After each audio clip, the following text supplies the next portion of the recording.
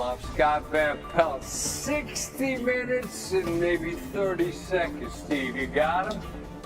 Walk away. All right, we're focused. We got one last one before we go away for the summer. We got a good one coming. AJ DeBonson, Tim Legler, Brian Windhorst, Shumpert, all joining the show. Bad beat of the year from the NBA is on the way. As for some of the top headlines from round one, among the stories of the night, it started early and it continued for quite some time. It's freshmen from this marvelous class. 8 consecutive freshmen to begin the draft, tied with last year's first 8 picks. For the longest streak of freshmen at any point in any draft, sophomore forward Morris Johnson Jr. snapped the streak at 9. Speaking of him, first of 3 Michigan lottery picks. Yaxel Lindemore going a couple of picks later, and then Mara going a pick later. Michigan's very first draft with multiple lottery picks, let alone 3 of them, and now Dusty May will be among them in the league. And really the story of the first round, the Big 12, not only did the conference yield each of the first top 2 picks, it had Kingston Flemings at 8, Brayden Burries as well went 10. Cole Pete rounds it out. And there are 9 total players from the Big 12 selected, the most by the Big 12 in any draft. And Tim Legler's with me. Tim, can you hear me? Just getting the volume right? How are you? All right, my man. All right, so you made your living this year sitting front row in the league and watching the very best in the world. This class is loaded. How deep do you feel like it goes in terms of players that can immediately join this league and offer significant contributions where they've landed? How about all the way through? I mean, even as we're sitting here, this last pick of the first round, Koa Pete, is a guy that I'm watching film on and I'm just loving, and he goes with the 30th pick. You're talking about a guy that's NBA ready physically right now. So I think, Scott, it really extended all the way throughout the entire first round. There were some surprises late with some of the trades because I thought some teams actually picked players that would have really worked well for them. And then we find out, minutes later, they're on the move somewhere else. So there were some surprises later, but most of those teams are top flight teams. And for whatever reason, they got other plans in mind, but there are a lot of guys that are going to be in opening night rotations from the first round of this draft. Now, Dylan Harper blew a lot of people's minds in terms of what he gave, especially late, right? I mean, he was nuts for San Antonio. And granted, you get drafted into an excellent situation there. Is there one guy that you think finds himself in a spot where he's ready to go be an immediate guy? Now, you just told me you think everyone can be impactful. Is there one guy and you're saying Tim Legler's putting his stock on this dude tonight? Who is it? Well, there's no question for me. I mean, all the guys at the top, at the bottom, certainly, I think, particularly going to Washington with that need for a big wing.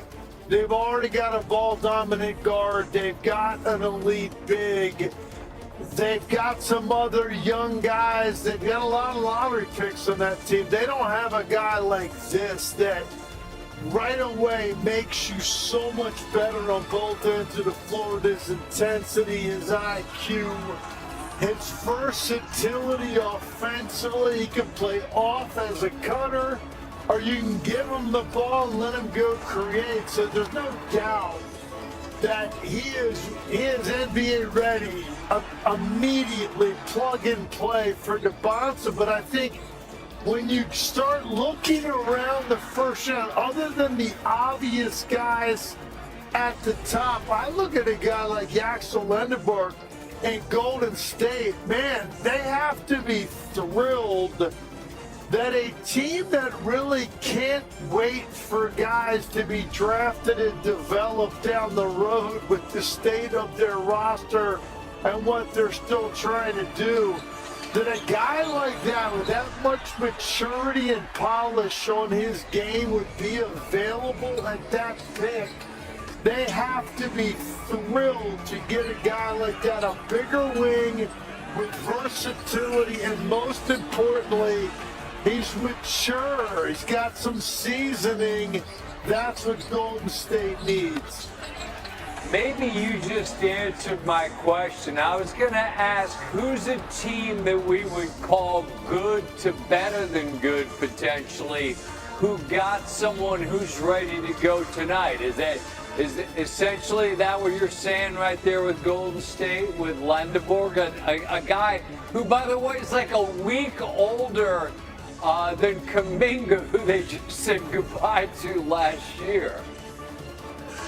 That's one I gave you just now. I put a little asterisk next to his name when he was picked, because I knew at some point I was going to revisit that, whether it was you or tomorrow.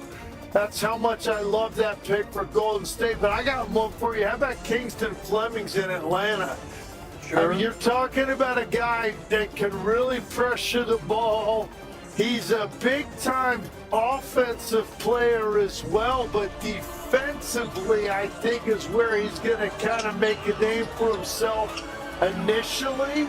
You put him out on the floor with the Dyson Daniels and Nickeil Alexander-Walker.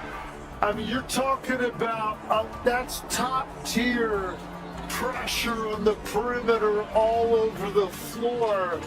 So I look at Atlanta, and then they go get Zuby Ejiofor as well, because they needed some size and some toughness up front.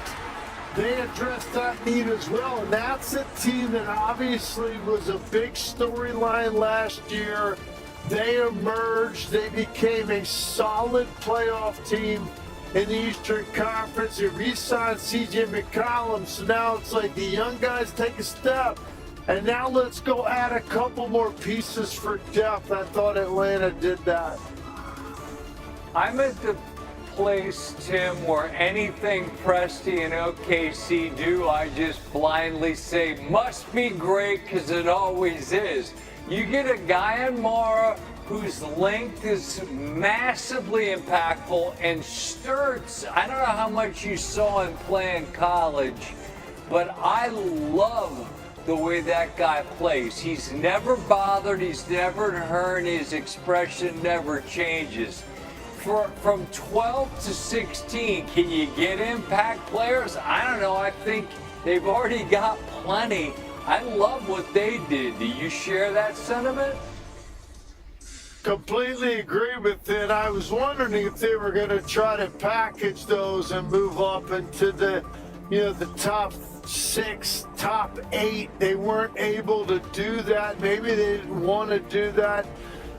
Look, they've got 2 bigs now, and so you have to get Mara, and it's an interesting situation, assuming Hartenstein's back.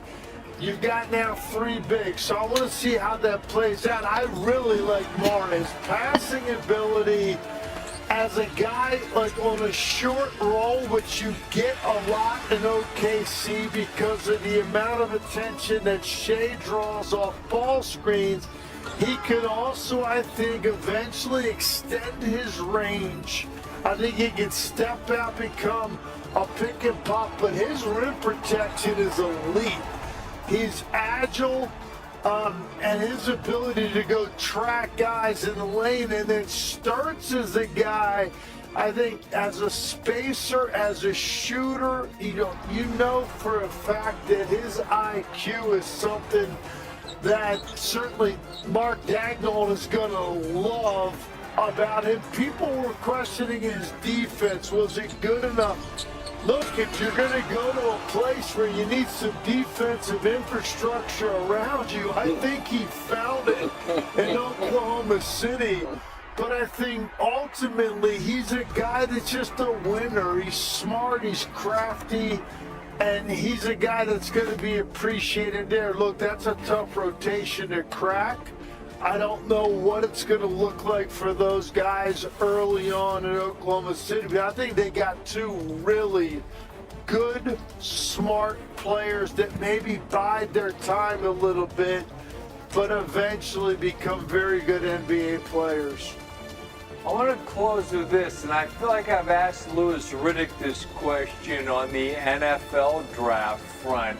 How difficult is it, Tim, not to fall in love with the kind of each prospect and his story, recognizing that tonight is the realization and culmination of dreams? You see it, the emotion that gets poured out of parents and children. It's hard not to fall in love with each person's story and kind of openly root for them, and then still have a critical eye. Is that challenging at all as you're watching this night through the lens of both the parent and a guy who's been in this league? Well, tonight, very challenging because these guys are sitting right over here. So I'm like, you know, and their families are here. So there's no question about it. And yeah, I do feel that because, look, I don't think there's a player that ever laced them up. At some age, you start to think about being a professional basketball player. Everybody who's done it at some point. And so now to think about what went into this night, to have your name called, obviously for me, the focus is going to be on accentuating the positive. What do these guys bring to the table? Certainly down the road next season when I'm calling games, I'll get an opportunity, maybe point out some of the warts and some of the things they need to grow on. But no, there's no doubt tonight's just a culmination. It's an incredible night for the young men, for the families, and I was just very blessed to be a part of it. I love that. If a guy goes under on a switch and gives